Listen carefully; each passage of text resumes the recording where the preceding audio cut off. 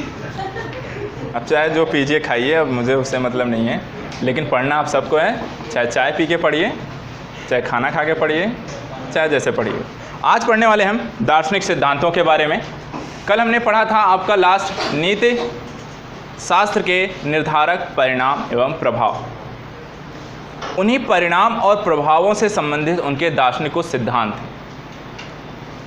उन सिद्धांतों को हम एक एक करके आज पढ़ने वाले। तो बेसिकली ये 4 सिद्धांत हैं। सुखवाद क्या है, कर्तव्यमूलक चिंतन से क्या तात्पर्य है, आत्मपूर्णतावाद से क्या अभिप्राय है, और अंतःप्रज्ञावाद इन सबसे अलग कैसे है। साथ ही साथ इन सभी जो आपके दार्शनिक सिद्धांत हैं, इनमें अच्छाइयाँ क्या हैं और इनकी समस्याएं क्या हैं। ठीक है, इन सारे अलग अलग आयामों से एक एक करके हम पढ़ने वाले हैं। तो पहली बात करते हैं हम यहाँ पर सुखवाद। तो सुखवाद पढ़ने से पहले, सुख हम पहले पढ़ चुके हैं कि नहीं पढ़ चुके हैं? हैप्पीनेस क्या होती है? आपका सुख होना, आनंदित होना क्या होता है? जो हमारी मतलब मानसिक पीड़ा हाँ। और शारीरिक कष्ट का, शारीरिक पीड़ा का अभाव होता है, वो सुख होता है। मानसिक पीड़ा, शारीरिक पीड़ा का अभाव होता है, वो सुख होता है। मतलब कमी होती है, हमारे अनुरूप कोई कार्य होता है। अच्छा, आपके अनुरूप कोई कार्य होगा तो वो सुख होगा। ठीक है, तो यहाँ पर देखिए कहते क्या हैं, सुखवाद के जो प्रणेता हैं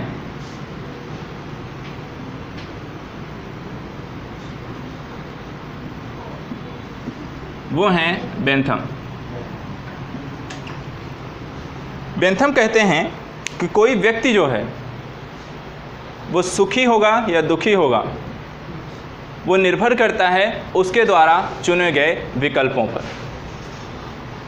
यानी कि कोई जो व्यक्ति है वो सुख का अनुभव, या कहते हैं सुख के पीछे लगातार भागता रहता है, वो हमेशा सुख की प्राप्ति चाहता है, क्योंकि दुख कोई भी नहीं चाहता। लेकिन आप सुख की प्राप्ति के संदर्भ में जो लगातार प्रयास करते रहते हैं, उन प्रयासों में ही आप हमेशा दुखी रहते हैं। क्योंकि सुख और दुख क्या हैं? एक निरंतर अभिक्रियाएं जो आती और जाते रहते हैं। किसी चीज़ की प्राप्ति, जो इसकी आपकी अभिकामना, जो आपकी अभिलाषा थी, जो आपकी कामना थी, अगर वो आपको प्राप्त हो जाता है तो आप सुख का अनुभव करते हैं, और नहीं होती तो आप दुखी हैं। व्यक्ति हमेशा सुख की कामना करता है। आज आप पढ़ रहे हैं और इस पढ़ने के पीछे का उद्देश्य क्या है आपका? कि आप IAS IPS ऑफिसर बन जाएंगे और आपका जीवन कैसा हो? सुख हो जाए, सुखमय हो जाएगा। लेकिन इस दौरान आप इस पेपर के दौरान, इस परीक्षार्थी जो के रूप में आप लगातार जो प्रयास कर रहे हैं, इस प्रयास में बहुत बार आपके सामने बहुत सारी समस्याएं आती हैं। कभी खाने पीने की चीज़ें उपलब्ध नहीं हैं, कभी पैसे की आर्थिक तंगी है, कहीं आपके मानसिक रूप से पीड़ा से ग्रस्त हैं, कभी कोर्स कंप्लीट नहीं हो रहा है, कभी याद नहीं हो रहा है। तो आप निरंतर क्या हैं? आप एक लक्ष्य की प्राप्ति, जो आपका सुख, जो आपका लक्ष्य है, उसके दौरान आप लगातार क्या होता है? पीड़ा से, किसी न किसी प्रकार की समस्याओं से ग्रस्त हैं, यानी कि आप दुखी हैं। तो वो कहते हैं कि सुख की प्राप्ति के लिए हमेशा जो व्यक्ति होगा, उस व्यक्ति के पास 2 विकल्प होते हैं। ठीक है, 2 विकल्प ये होते हैं कि या तो वो क्या करेगा, हमेशा अच्छे की कामना है, सुख की प्राप्ति हो प्रयास करता है, यानी कि एक क्या होगा, एक शुभ होगा, दूसरा अशुभ होगा। यानी कहते हैं कि किसी चीज़ की प्राप्ति के दोनों तरीके हैं, अच्छा भी बुरा भी। आप अच्छे तरीके से भी उसकी प्राप्ति कर सकते हैं और बुरे तरीके से भी, ये आप पर डिपेंड करता है। यानी जो पैसे की मैं कहूँ, पैसा, इनकम कमाना, पैसे कमाना, वो कई आयामों पर है। आप एक जॉब करके भी अच्छे खासा पैसा कमा सकते हैं और किसी से लूटपाट करके भी पैसा कमा सकते हैं। जॉब करके अगर कमाते हैं तो क्या है? नैतिक रूप से आप क्या हैं? सही हैं, सुख हैं। और अनैतिक रूप से आपसे किसी चोरी लूटपाट करते हैं तो वो क्या है? नैतिक रूप से आप गलत। तो सुखवाद की यही संज्ञा जो बेंथम कहते हैं वो यही है कि व्यक्ति के पास हमेशा 2 विकल्प मौजूद हैं सुख की प्राप्ति हेतु। वो चुनाव उसके ऊपर निर्भर करता है कि नैतिक रूप से उसने शुभ का चयन किया है या अशुभ का चयन किया है। ठीक है, यहाँ पर इसी संदर्भ में जो होता है, सुख बेंथम ने कुछ अलग बातें कही हैं, यहाँ पर स्टुअर्ट मिल ने कुछ और बोला है।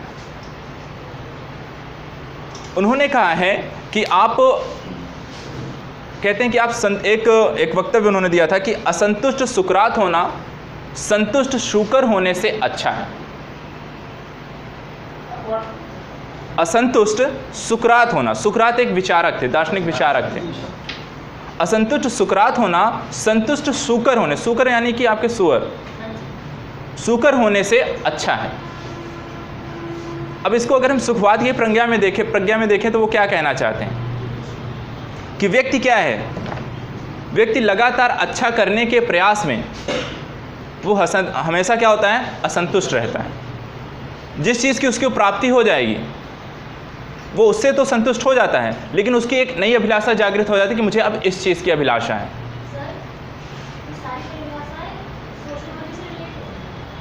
ये सारी चीज़ें दार्शनिक जो विचारक हैं वो हर एक चीज़ पर अपने अपने वक्तव्य देते हैं। वो कहीं ना कहीं जो आपकी सोशियोलॉजी है वो सामाजिक रूप से मनुष्यों को केंद्रित करती है, और नैतिकता भी मनुष्य के, जैसे बोला गया है कि मनुष्य क्या है, आपके नीति शास्त्र का केंद्रीय विषय है। यहाँ जो घूम फिर कर जो सारी बातें आती हैं वो आपके मनुष्यों पर केंद्रित है। तो मनुष्य एक सामाजिक प्राणी है, मनुष्य समाज में ही रहता है और समाज के नियम कानून उस पर लागू होते हैं। तो कुछ चीज़ें होंगी वो आपको इंटरलेट करेंगी। दर्शन शास्त्र भी आएगा, मनोविज्ञान भी आएगा, सोशियोलॉजी भी आएगी, नीति शास्त्र भी आएगा, लोक प्रशासन भी आएगा। तो यहाँ पर हर एक विषय एक दूसरे से अंतर संबंधित हैं। और आप इस एग्ज़ाम के प्रिपरेशन में मैं यही चीज़ आपको बोलता हूँ कि यहाँ पर आप पढ़ने बैठेंगे तो यहाँ पर सबको इंटर रिलेट करके पढ़ें।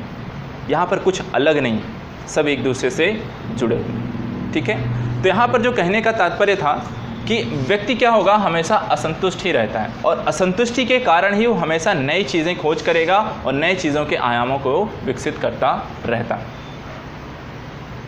लेकिन सुखवाद की अगर मैं कहूँ ये सारी अच्छाइयाँ अलग हैं, यहाँ पर कुछ परेशानियाँ भी हैं, कुछ कठिनाइयाँ भी हैं। कठिनाइयाँ क्या हैं? क्या आप हमेशा सुख की प्राप्ति कह सकते हैं कि नहीं कह सकते? हमेशा आपको सुखमय आपका जीवन होगा ये नहीं कहते, लेकिन सुख की प्राप्ति के लिए आपके द्वारा चयन किया गया मार्ग वो नैतिक रूप से सही होना चाहिए। अगर आप अनैतिक रूप से यहाँ पर किसी मार्ग को चुनते हैं तो आपका जीवन हमेशा कष्टमय ही रहने वाला है। लेकिन अगर आप नैतिक रूप से मार्गों का चयन करते हैं तो आगे चलकर आपका जीवन क्या होता है, कहीं ना कहीं आप सेटल डाउन होंगे, सुखमय जीवन होगा और आप एक नई चीज़ की अभिलाषा के लिए निरंतर प्रयासरत रहेंगे। और मनुष्य जो है बौद्धिक रूप से तर्क संगत यानी बुद्धि और तर्क की एक नई अभिलाषा, यानी कि जो उसको एक कह सकते हैं कि मनुष्य इसीलिए है क्योंकि उसके अंदर जो बुद्धि है, तर्क की क्षमता है, वो उसे पशुओं से अलग करती है। ठीक है, तो सुखवाद हेडिंग डालिएगा यहाँ पर और इसमें लिखिएगा सुखवाद के प्रणेता बेंथम, सुखवाद के प्रणेता बेंथम का प्रसिद्ध कथन है कि सुखवाद के प्रणेता बेंथम का प्रसिद्ध कथन है कि प्रकृति ने मनुष्य को सुख और दुख नामक दो विकल्पों के मध्य रखा है। सुख और दुख नामक दो विकल्पों के मध्य रखा है। मनुष्य अधिकाधिक सुख प्राप्त करना चाहता है और अधिकाधिक दुख से बचने का प्रयास करता है। अधिकाधिक सुख प्राप्त करना चाहता है और अधिकाधिक दुख से बचने का प्रयास करता है।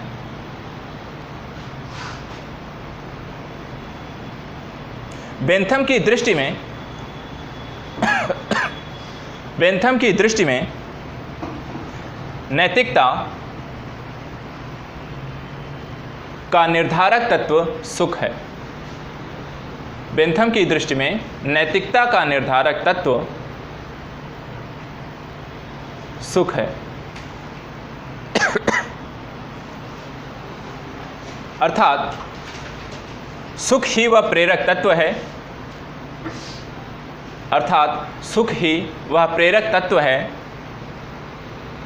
जो मनुष्य के सभी कार्यों कर्मों को निर्धारित करता है। मनुष्य के सभी कार्यों कर्मों को निर्धारित करता है। बेंथम का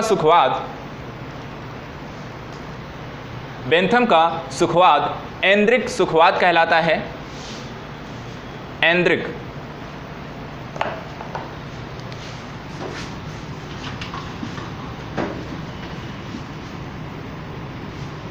ऐन्द्रिक सुखवाद कहलाता है।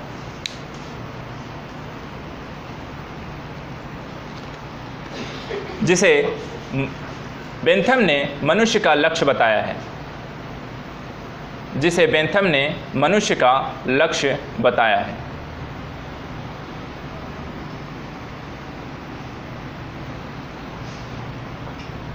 आगे चलकर बेंथम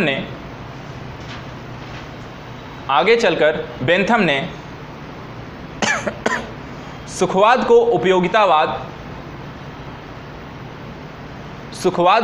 उपयोगितावाद में परिणत करते हुए अधिकतम व्यक्तियों के अधिकतम सुख का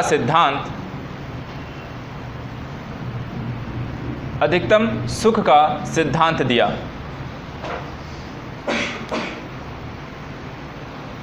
पैराग्राफ चेंज करके लिखिएगा। जॉन स्टुअर्ट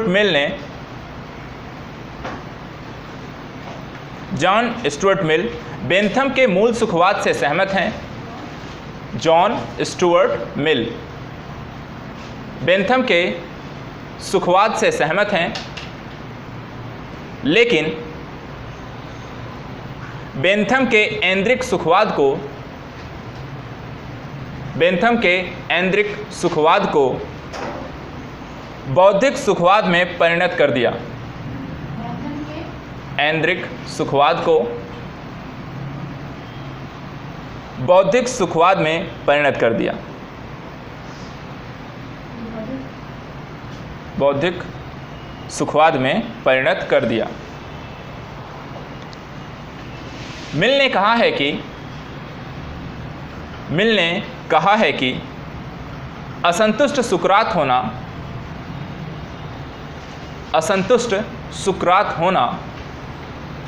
संतुष्ट सूकर होने से अच्छा है। संतुष्ट सूकर होने से सदैव मिल जॉन स्टुअर्ट मिल।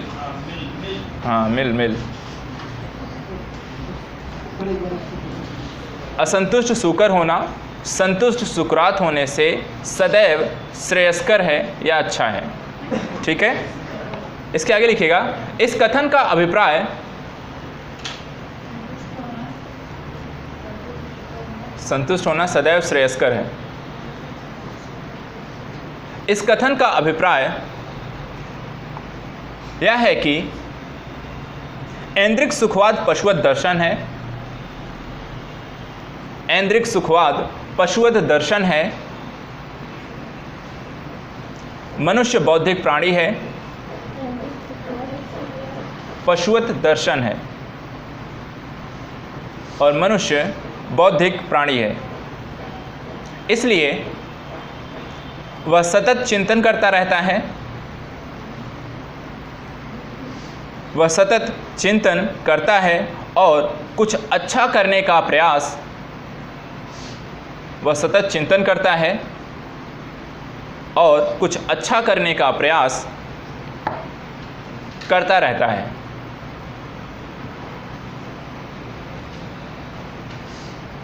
तथा इस प्रयास में सदैव असंतुष्ट रहता है। तथा इस प्रयास में सदैव असंतुष्ट रहता है।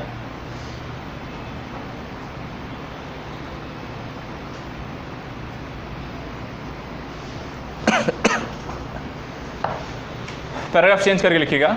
सिज्विक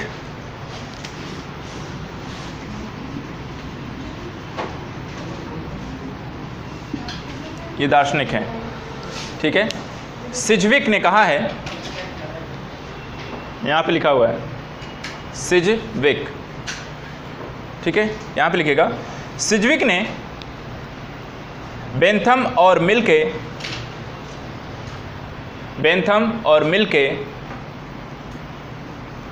सुखवाद में एक विरोधाभास देखा, जिसे उन्होंने सुख के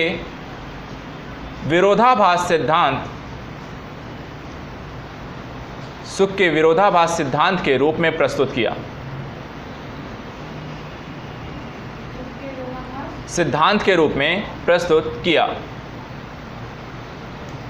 सिज्विक का तर्क है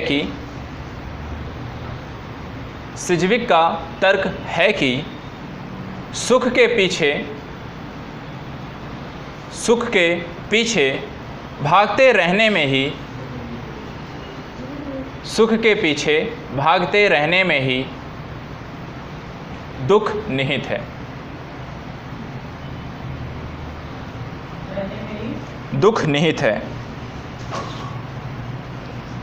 अर्थात प्राप्ति में संतुष्टि नहीं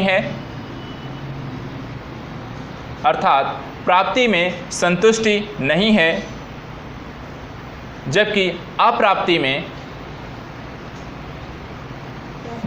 अप्राप्ति में आकर्षण विद्यमान नहीं है। जबकि अप्राप्ति में आकर्षण विद्यमान रहता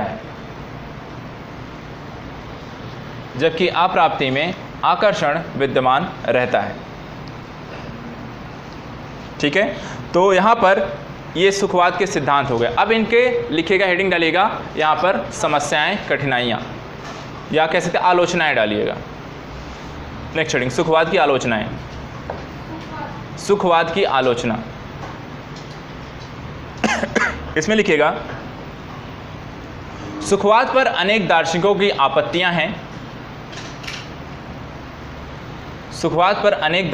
आपत्तियां हैं। कर्तव्यवादियों का तर्क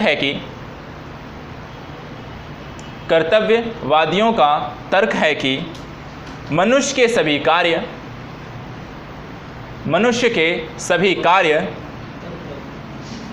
सुख से प्रेरित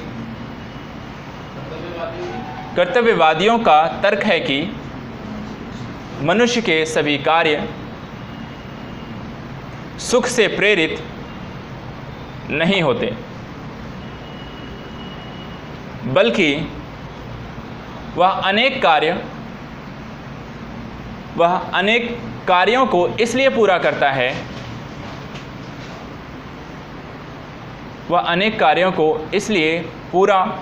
है क्योंकि उनमें उनके प्रति कर्तव्य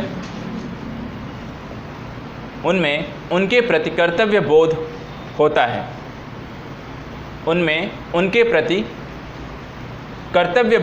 है। एग्जाम्पल के रूप में लिखिएगा, अभिभावक अपने बच्चों के लिए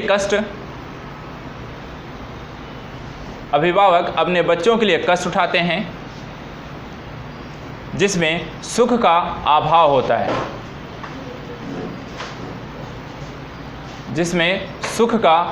होता है,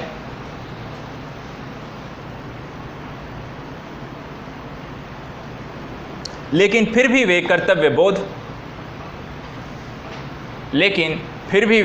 कर्तव्य बोध के कारण उन कार्यों को पूरा करने का प्रयास करते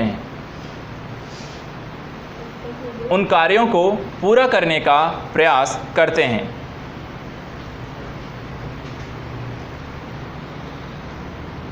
अर्थात सुख मानव जीवन का परम ध्येय नहीं है। अर्थात सुख मानव जीवन का परम ध्येय नहीं है।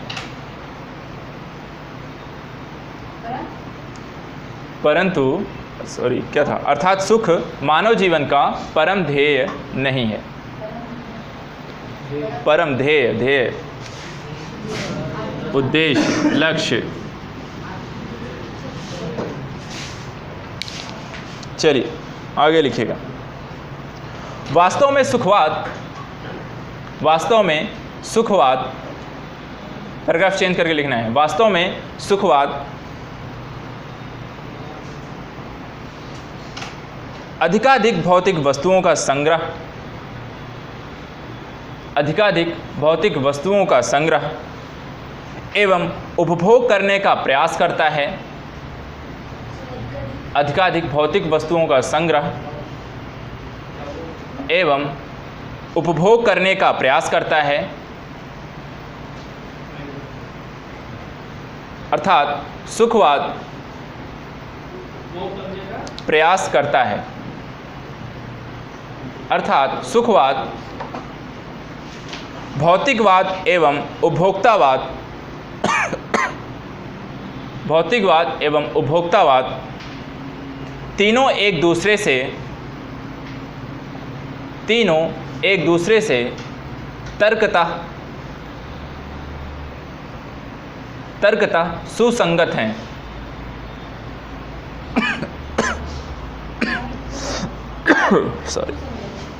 सुसंगत हैं।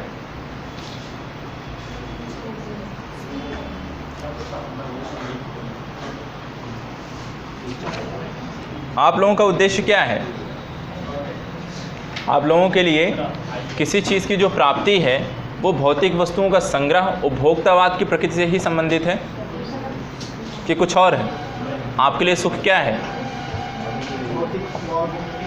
गाड़ी खरीदनी है, गाड़ी मिल गई, आपके लिए क्या है? भौतिक। वो क्या है? भौतिक वस्तुओं का संग्रह हो गई गाड़ी, और उसका उपभोग करना। तो आप क्या हैं? आपका जो सुखवाद है वो कहाँ पर संकेंद्रित है? उपभोक्तावाद और भौतिकतावाद पर। आपके लिए वही सारा सुख है। ठीक है, चलिए। भौतिक आवश्यकता है, फिर सिक्योरिटी, सारी चीज़ जैसे हमने उसको, तो आपकी मनोकामनाएं वो अलग अलग हैं। जैसे कि अभी क्या है, आप स्टार्टिंग में रोटी कपड़े मकान की स्थिति को देखते हैं, ठीक है। उसके बाद आगे चलकर फिर आप सुरक्षा की बात करते हैं, सुरक्षा के चाह कर फिर आपके आगे समाज में अपनी स्थिति को देखना चाहते हैं। तो एक स्थिति होती है, लेकिन जब आप सारी चीज़ों की प्राप्ति कर चुके होते हैं तब वहाँ पर फिर जब किसी चीज़ की इच्छा आपके मन में नहीं रह जाती है, तब लोगों के अंदर आती है उस समाज से हटकर, सभी भावनाओं से हटकर आपका मोक्ष की भावना जो आती है, सांसारिक प्रवृत्तियों से हटकर एक दैवीय या कह सकते हैं परमात्मा से मिलन की जो इच्छा आती है आपके अंदर, मोक्ष की भावना जागृत होती है। लेकिन वो तब आती है जब आप सभी चीज़ों की प्राप्ति कर चुके हों, जब आपका जो सांसारिक जो माया है उससे आपका मोह भंग हो जाए। ठीक है, चलिए इसी में आगे लिखिएगा। हाँ, पैराग्राफ चेंज किए। भौतिकवाद एवं सुखवाद वर्तमान सदी का मुख्य दर्शन है। वर्तमान सदी का मुख्य दर्शन है, जिसके फलस्वरूप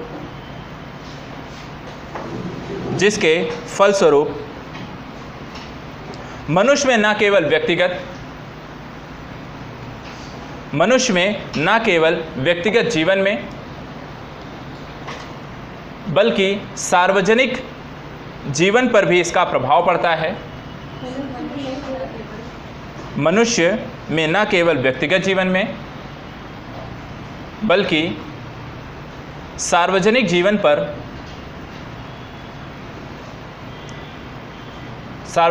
पर भी इसका प्रभाव पड़ता है। प्रकृति का अंधाधुंध दोहन, वस्तुओं का व्यापक उत्पादन,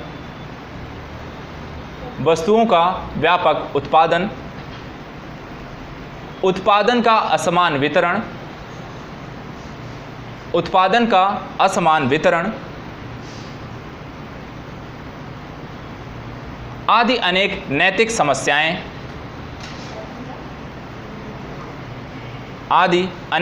समस्याएं उत्पन्न होती हैं।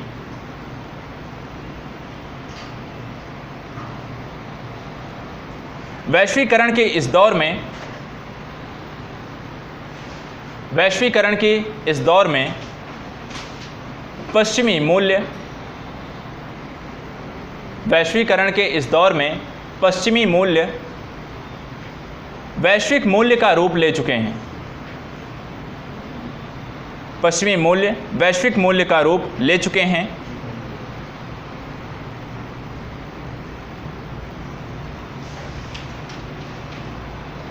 विकास के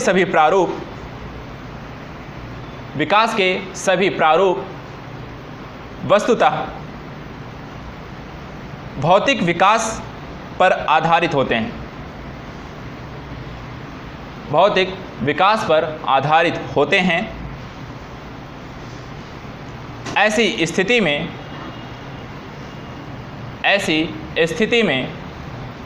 भौतिक विकास के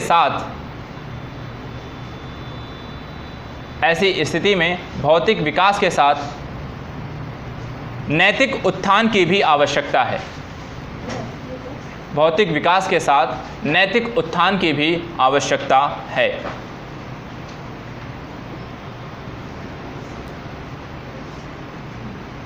जब तक मनुष्य की नैतिक उन्नति नहीं होती,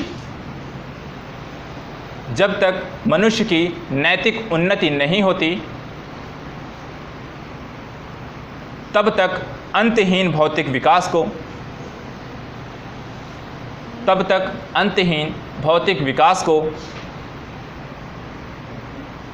सुव्यवस्थित करना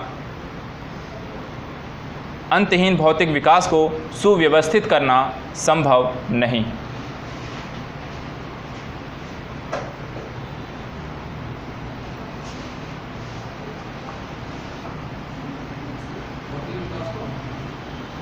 भौतिक विकास को सुव्यवस्थित करना संभव नहीं। ठीक है, तो यहाँ पर ये बात हो गई आपके किसकी? सुखवाद की। अब बात करते हैं यहाँ पर आपके कर्तव्यमूलक चिंतन की। जैसा कर्तव्यवादियों ने कुछ चीज़ें बोली आपके सुखवाद के बारे में। ठीक है, कि एक हमेशा सुखवाद जो होता है आपका सुख की कामना की इच्छा से ही कार्य नहीं किए जाते। कई बार आपके कर्तव्य परायण कार्य किए जाते हैं जो आपको सुख प्रदान नहीं करते हैं, लेकिन फिर भी वो कार्य किए जाते हैं और वो नैतिक रूप से सही भी होते हैं। जैसे कि अभिभावक जो होता है अपने बच्चों की शिक्षा दीक्षा को लेकर ज़रूरी नहीं है कि वो उसको खाने को सही ढंग से मिल रहा हो, अपने लिए वो ज़रूरी सामान खरीद रहा हो, लेकिन बच्चे की ज़रूरत सारा काम वो कर रहा है क्योंकि वो उसका कर्तव्य है। वो अपने आप को कष्ट दे रहा होगा, लेकिन उस कष्ट का उद्देश्य कहीं ना कहीं अपने बच्चे की सारी ज़रूरतों को पूरा करना है। ठीक है, तो उसको सुख की प्राप्ति नहीं हो रहा है, लेकिन वो नैतिक कर्तव्यों को वहाँ पर पालन कर रहा है, वो सही भी है और सुख की प्राप्ति भी नहीं हो रहा है। तो इसी तरह अब बात यहाँ पर करते हैं कर्तव्य मूलन चिंतक की। ये क्या कहते हैं? कर्तव्य क्या है? किसी व्यक्ति का कर्तव्य क्या कहता है? यहाँ पर कहते हैं कि कोई भी जो मनुष्य होगा, मानव का जो लक्ष्य है वो है अपने कर्तव्यों का पालन करना।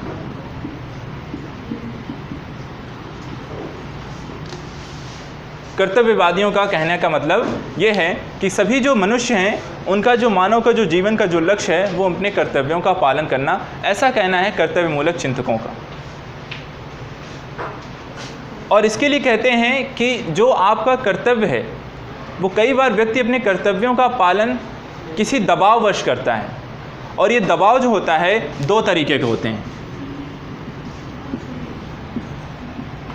एक होता है आपका आंतरिक, दूसरा होता है बाह्य। आप अपने कर्तव्यों का दायित्व, जैसे कि आपको अपने पिता की सेवा करनी है, तो सामाजिक रूप से आपका दबाव आप पर डाला जाता है। एक तरह का दबाव आप महसूस करते हैं कि अगर आप ऐसा नहीं करेंगे तो लोग पास पड़ोस वाले रिश्तेदार क्या कहेंगे।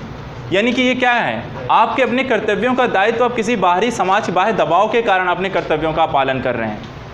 ठीक है, कर्तव्य है जरूरी है आपका, लेकिन आप किसके कारण कर रहे हैं? अपने बाह्य दबाव के कारण। ठीक है, किसी के भय के कारण, ईश्वर का भय हो, समाज का हो, किसी अन्य चीज़ का हो। दूसरा होता है आंतरिक, कि आप किसी अपने आवेग है, संवेग है, आपके जो भावनाएं हैं, उन भावनाओं से ग्रस्त होकर आपने कर्तव्यों का पालन करते हैं, और नहीं करते हैं तो आप आत्मग्लानि का अनुभव करते हैं, पश्चाताप होता है कि ऐसा मुझे करना चाहिए था लेकिन मैंने ऐसा नहीं किया। तो कर्तव्य मूलक चिंतकों का कहना है कि यदि आप पर ये दबाव हटा दिया जाए, यानी बाह्य और आंतरिक दबाव अगर आप पर नहीं पड़ता है तो क्या व्यक्ति नैतिक रूप से अपने कर्तव्यों का पालन करेगा? नहीं करेगा। और नहीं करेगा तो क्या है? अनैतिकता बढ़ेगी। समाज में अनैतिक भावनाएं, अनैतिक विचार, अनैतिकता जो होती है अपने चरम पर होगी। और कर्तव्य मूलक इसी बात की पर मतलब बल देते हैं, वो कहते हैं जब व्यक्ति किसी बाह्य दबाव से मुक्त होकर अपने कर्तव्यों का पालन करेगा तो वो कर्तव्य समुचित रूप से सही। किसी दबाववश आप अपने कर्तव्यों का पालन ना करें, बल्कि आपको बिना दबाव के अपने कर्तव्यों को सुविचारित रूप से, संगठित रूप से उसको करते रहें। जैसे इसी चीज़ को भारतीय दर्शन में भी बहुत प्रचारित किया गया है। भारतीय दर्शन क्या करता है? भारतीय दर्शन ने 3 प्रकार के ऋण की बात की है। कौन कौन से पता है आपको? कि मनुष्य पर 3 प्रकार के ऋण होते हैं। कौन कौन से? हाँ, पृथु ऋण और एक ही पृथ्वी और मातृ ऋण। अच्छा, एक होता है देव ऋण, भगवान का, कि आप वो कामना करते हैं कि आप यहाँ भारतीय दर्शन मानते हैं कि जो भी कुछ है, जो भी सारे रचित है संसार में, वो भगवान के द्वारा रचित है। तो आपका ये कर्तव्य है कि संसार में अगर आपको उन्होंने भेजा है तो आपका ये कर्तव्य है इस संसार को आप कुछ दें, कुछ रचनात्मकता लाएं, कुछ विचार यहाँ पर कुछ चेंजेस लेकर आएँ। और वो ऋण से आप तभी उबर सकते हैं जब आप जिस उद्देश्य से आए हैं उस उद्देश्य के प्रति अपने कार्यों को संपादित कर दें। ठीक है। दूसरा है, यहाँ पर बोला गया है पृथु ऋण, यानी आपका जो जन्म हुआ है और पिता ने आपको जन्म देने वहाँ पर आपको साथ ही साथ उसने आपको एक बेहतर जीवन शैली दी है, खान पान हर चीज़ों का आपको लिए एक बेहतर व्यवस्था, एक बेहतर लाइफस्टाइल आपको दी है। तो आपका कर्तव्य क्या बनता है कि आप उनकी सेवा करें। जब वो क्या कहते हैं कि जब तक आप सक्षम नहीं हैं तब तक वो आपकी हेल्प करते हैं हर चीज़ की, हर तरीके से। जब आप सक्षम हो जाते हैं और वो अक्षम होते हैं, उस समय आपका ये कर्तव्य है कि आप उनका उसी तरह देखभाल करें जैसा वो आपका बचपन में करते थे। यानी आप क्या करें, अपने बच्चे की तरह उनका ख्याल रखें। तीसरा आता है ऋषि ऋण, यानी कि गुरु जो है, जो आपको शिक्षा देता है, उसके प्रति आपका क्या कर्तव्य है। इनमें से किस ऋण से आप नहीं उबर सकते हैं कभी भी? शिक्षा ऋण, ऋषि ऋण से आप कभी उबर नहीं सकते। जो गुरु ने आपको दे दिया, आप गुरु को क्या दे सकते हैं? क्या देंगे? गुरु तो सिर्फ इतना चाहता है कि जिस उद्देश्य से जो आप मेरे सामने बैठे हैं, जिस उद्देश्य से मैंने आपको पढ़ाया है, अगर आप उसकी लक्ष्य की प्राप्ति कर लें तो मेरा जीवन क्या हो गया? सफल हो। ठीक है। तो भारतीय दर्शन जो कर्तव्यों की जो बात करता है वो इस प्रकार के ऋणों की, देव ऋण, पृथु ऋण और ऋषि ऋण की बात वो करते हैं। लेकिन इन कर्तव्यों के पालन हेतु क्या आप पर जो बोला गया कि बाह्य और आंतरिक दबाव, क्या आप फेस करते हैं इसको? पृथु ऋण है। आज हम देखते हैं कि हमारे जो समाज में आज जो न्यूक्लियर फैमिली का जो चलन चला हुआ है, पहले जॉइंट फैमिली रहती थी, माता पिता बच्चे दादा दादी सब साथ में रहते थे, लेकिन आज जो होते हैं बदलते समाज में न्यूक्लियर फैमिली का चलन बहुत तेज़ी से बढ़ गया है। जैसे बच्चे को जॉब मिलती है, शादी होती है, वो अपना जॉब सेटल हो जाता है, अलग रहने लगता है। उस दौरान वो अपने माता पिता, अपने पिता का जो होता है वहाँ पर ख्याल नहीं रखता है। कई बार होता है कि वो उठाकर उनको अनाथालय में डाल देते हैं, ठीक है, ओल्ड एज होम्स में डाल देते हैं, वहाँ पर उनकी कोई देखभाल करने, उनसे पूछने तक नहीं जाते हैं। गुरु को क्या है, जॉब मिल गई उसके बाद कौन गुरु, कहाँ से गुरु, कोई मतलब नहीं है किसी से। आप अपनी लाइफ में मस्त हैं, वो अपनी लाइफ में मस्त हैं। अच्छा, बहुत लाइफ बाकी है, देखा जाएगा। और उसके बाद देव ऋण, यहाँ तो बहुत ज़्यादा नास्तिक बन जाते हैं, कोई पूजा पाठ ही नहीं करता है। करते हैं पूजा पाठ भी याद कब आता है? जब कोई त्यौहार आता है, हाँ कोई भगवान भी है, हाथ जोड़ लेता है आदमी। नवरात्रि आ गई, हाँ कोई देवी माँ है, हाथ जोड़ लिया देवी से सुबह शाम, नहीं तो कौन सा देवता देवी तो कुछ नहीं। तो यहाँ पर क्या है, स्वच्छंद है। यहाँ जब तक कोई आप पर बाह्य दबाव नहीं डाला जाता कि हाँ ये आपके पिता हैं, आपको ऐसा नहीं करना है, तो आप थोड़ा डर 2-4 लोग सामने आप संयमित रहते हैं। गुरुजी हैं, गुरुजी ने कहीं आपको डांट दिया तो चाबी तो यहाँ पर शांत है, बाहर निकलें तो गुरुजी को लगा दिया, ठीक है। तो यहाँ पर क्या है, आपने कहीं ना कहीं अपने कर्तव्यों का जो पालन कर रहे हैं वहाँ पर कहीं ना कहीं आप किसी प्रकार के दबाव से कारण कर रहे हैं। जब आप नैतिक रूप से अपने दबाव कह सकते हैं किसी प्रकार के दबाव नहीं होगा तो कहीं ना कहीं आप अनैतिकता जो होती है वो समाज में बढ़ने लगेगी। और अगर ये चीज़ नहीं होती है तो वो सबसे अच्छा समाज होगा जहाँ पर बिना किसी दबाव के आप अपने कर्तव्यों का पालन कर रहे होंगे। यही सारा चीज़ कहना है कर्तव्यमूलक चिंतकों का। क्या इनकी आलोचनाओं में कुछ कहा गया? क्या कुछ समस्याएं हैं इनके साथ? क्या है? क्या इन्होंने जो कहा वो कहीं से भी गलत लगता है? क्या अपने कर्तव्यों का पालन बिना किसी दबाव के करते हैं? नहीं करते हैं? हाँ, क्वेश्चन पूछ लीजिए बरूद बेशक।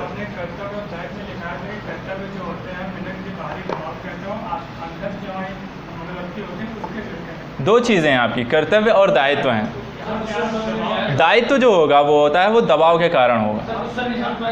हाँ जी, अच्छा, सुना, पहले सबको बता दीजिए। ये क्वेश्चन है कि आपने कर्तव्य और दायित्व को बताया था।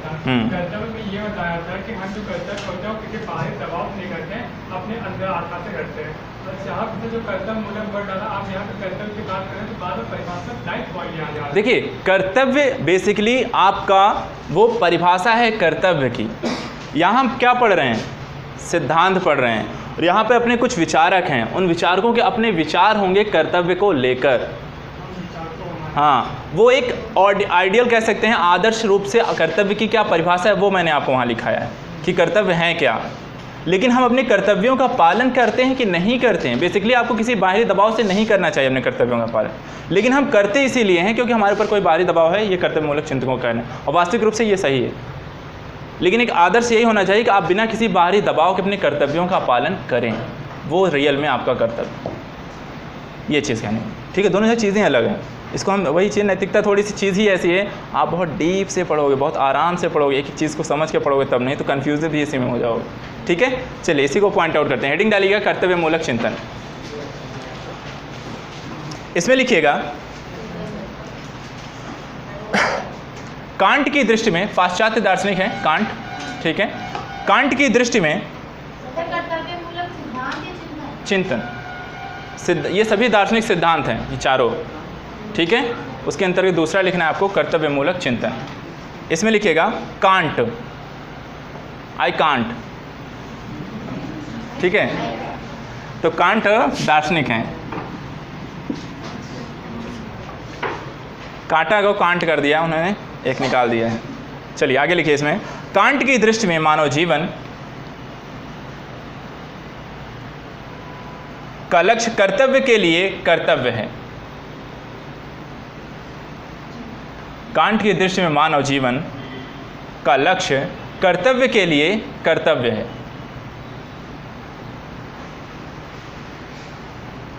उनके अनुसार नैतिकता स्वतः साध्य है,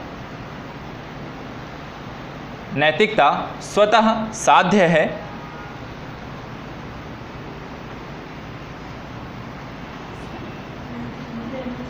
उनके अनुसार यानी कांट कहते हैं कि नैतिकता स्वतः साध्य है। हमें यह प्रश्न पूछना चाहिए कि मनुष्य को क्यों नैतिक होना चाहिए। हमें यह प्रश्न पूछना चाहिए कि मनुष्य को क्यों नैतिक होना चाहिए।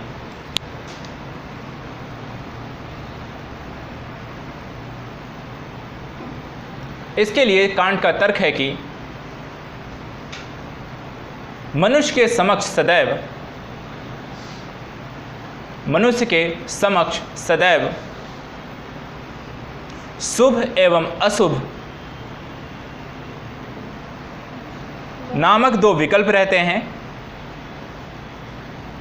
शुभ और अशुभ नामक दो विकल्प रहते हैं। शुभ सदैव अशुभ से श्रेयस्कर है।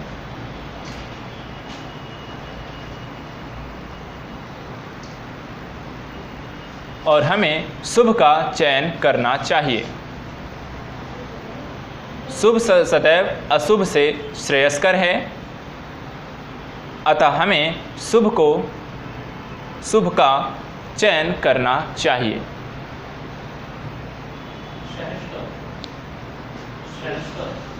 सहस्त्र श्रेयस्कर। हाँ बिल्कुल, जो न समझ में आप बता दें।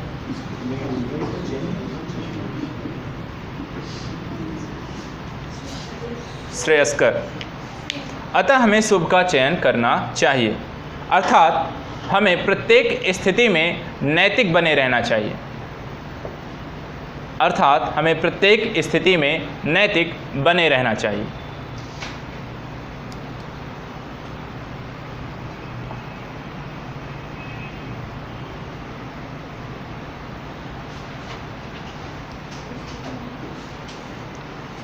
कांट ने कहा है कि सच्ची नैतिकता बाह्य एवं आंतरिक दोनों दबावों से मुक्त होती है। कांट ने कहा है कि सच्ची नैतिकता बाह्य एवं आंतरिक दोनों दबावों से मुक्त होती है।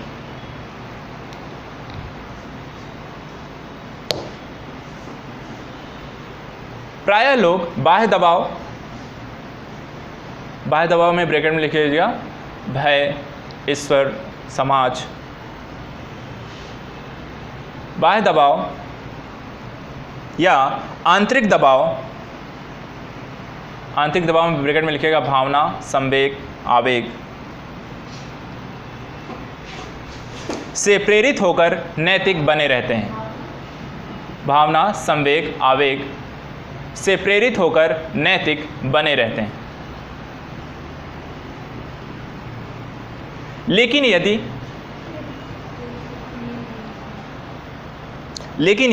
कोई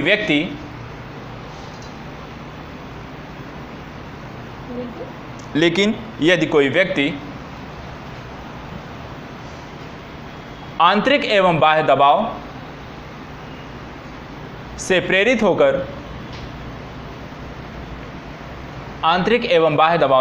होकर नैतिक है तो इसका अर्थ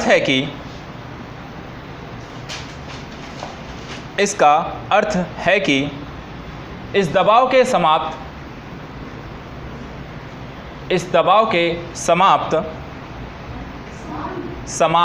खत्म एंड समाप्त होने पर उसके अनैतिक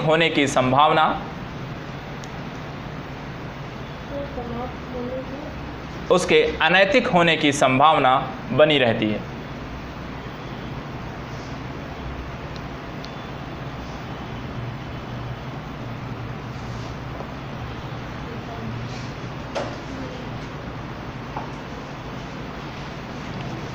भारतीय दर्शन में, हाँ पैराग्राफ चेंज करके लिखिएगा, भारतीय दर्शन में कर्तव्य मूलन चिंतन की प्रधानता विद्यमान रही है। भारतीय दर्शन में कर्तव्य मूलक चिंतन की प्रधानता विद्यमान रही है। भारतीय चिंतन में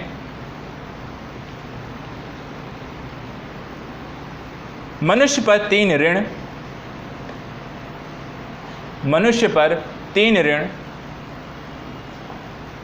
ऋण के नाम लिख लीजिए, देव ऋण, पृथु ऋण और ऋषि ऋण को स्वीकार किया गया है। देव ऋण, पृथु ऋण और ऋषि ऋण को स्वीकार किया गया है।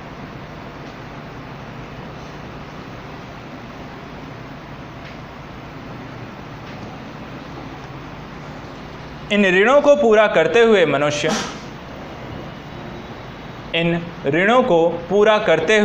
मनुष्य प्रायः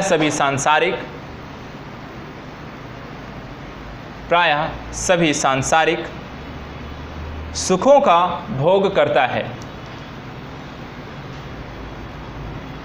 प्रायः सभी सांसारिक सुखों का भोग करता है,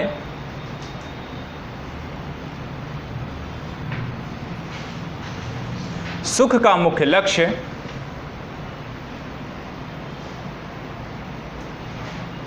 भारतीय दर्शन का केंद्र बिंदु नहीं है। भारतीय नैतिक दर्शन का केंद्र बिंदु नहीं है,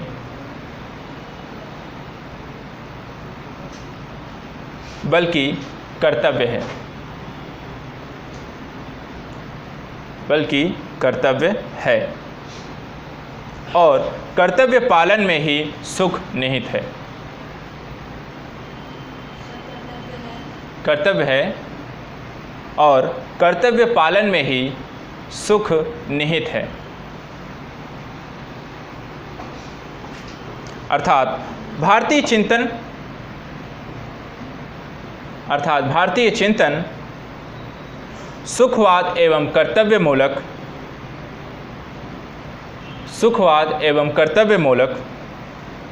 सिद्धांत दोनों का सुंदर समन्वय करता है।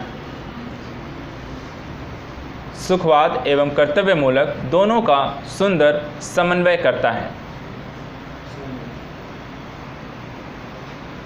वर्तमान परिप्रेक्ष्य में भारतीय चिंतन के ये नैतिक मूल्यों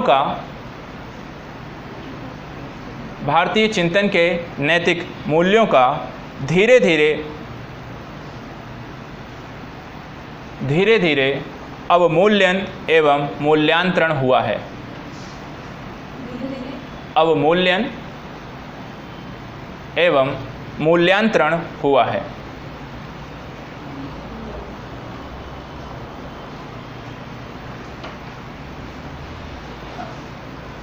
इसलिए वर्तमान परिप्रेक्ष्य में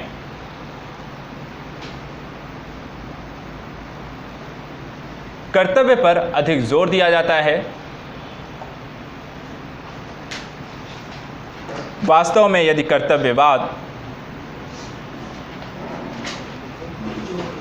इसलिए वर्तमान परिप्रेक्ष्य में कर्तव्य पर जोर दिया जाता है।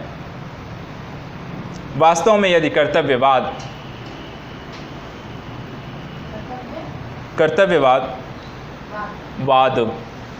एवं परिणामवाद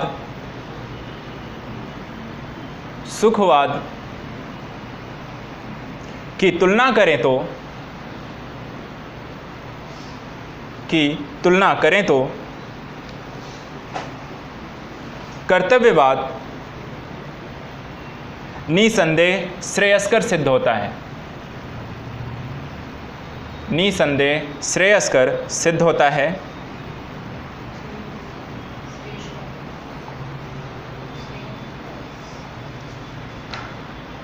ठीक है,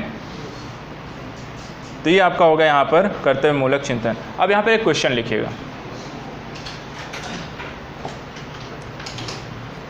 सुखवाद एवं कर्तव्यवाद लिखिएगा। सुखवाद एवं कर्तव्यवाद में क्या अंतर है? सुखवाद एवं कर्तव्यवाद में क्या अंतर है? परिभाषित करें।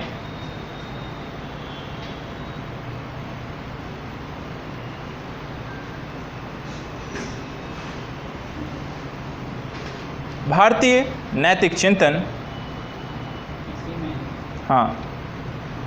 नैतिक चिंतन सुखवाद एवं कर्तव्यमूलक सिद्धांतों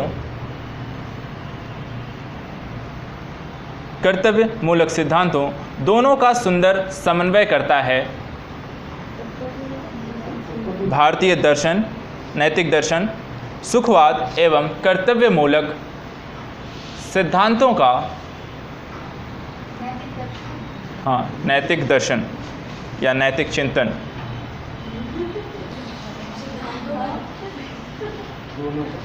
दोनों का सुंदर समन्वय करता है। विश्लेषण करें। ठीक है, यह आपको 250 वर्ड में लिखना है। ठीक है, तो यहाँ पर आपको कैसे लिखना है? सुखवाद को बताना है, फिर कर्तव्यमूलक चिंतन क्या है उनको बताना है, दोनों को डिफ्रेंशिएट कैसे होते हैं, फिर भारतीय दर्शन में इन दोनों का कैसे समावेश है उनको परिभाषित करके विश्लेषण करना है। ठीक है, ये आपको क्वेश्चन कल आपको लिख कर लाना है। चलिए।